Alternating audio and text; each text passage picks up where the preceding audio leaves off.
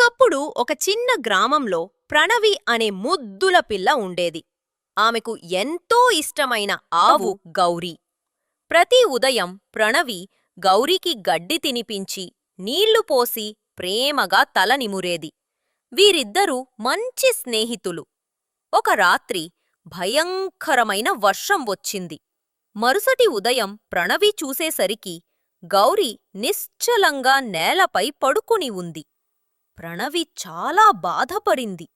కొన్ని రోజుల తరువాత గౌరీ ఒక చిన్న కూనను వదిలి వెళ్ళిందని తెలిసింది. ఆ కూన తెల్లగా ఉంది. నుదుటిపై గుండె ఆకారంలో గోధుమ రంగు మచ్చ ఉంది. ప్రణవి ఆనందంతో నవ్వింది. నీ పేరు కూడా గౌరీ అని ప్రేమగా చెప్పింది. ఆ రోజునుంచి ప్రణవి మళ్లీ సంతోషంగా మారింది. ఆమెకు అర్థమైంది, మనలను నిజంగా ప్రేమించేవారు ఎప్పుడూ దూరం కారు, వారు కొత్త రూపంలో తిరిగి వస్తారు.